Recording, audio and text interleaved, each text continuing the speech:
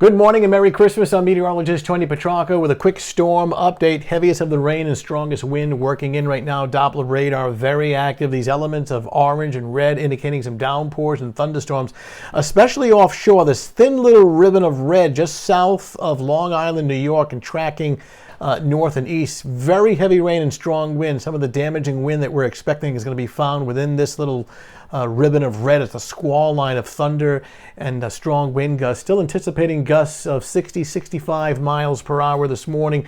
So here's the timeline. Now through 11 o'clock in the morning, the heaviest rain and the strongest wind, though the strongest of the gusts probably centered on either side of 8 o'clock this morning. Once we get towards noon and beyond, lighter rain and the wind a lot weaker. And then after 6 o'clock this evening, the rain is shutting down. We see clearing skies this evening and during the overnight.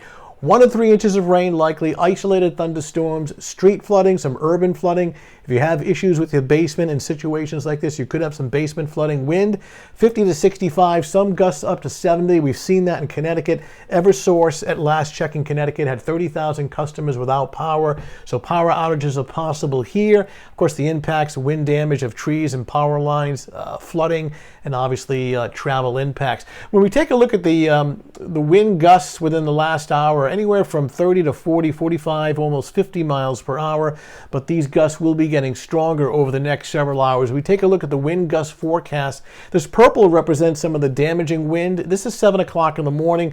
Wind gusts, look at this, 67 miles per hour. That's 7 a.m. Take you to 8 o'clock in the morning. You see that purple area from Providence towards Cape Cod, very strong, powerful wind gusts.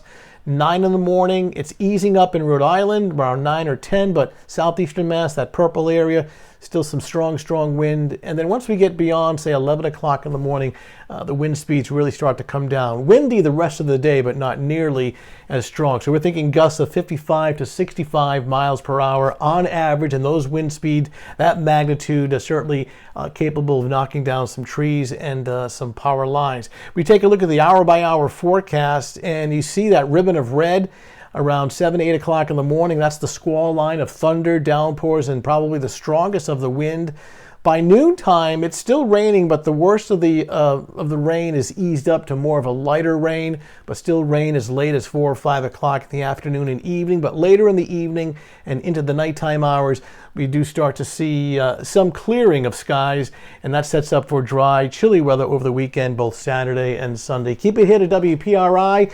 Our website, WPRI.com, social media, Facebook, Instagram, and Twitter, and I'll keep you updated throughout the morning.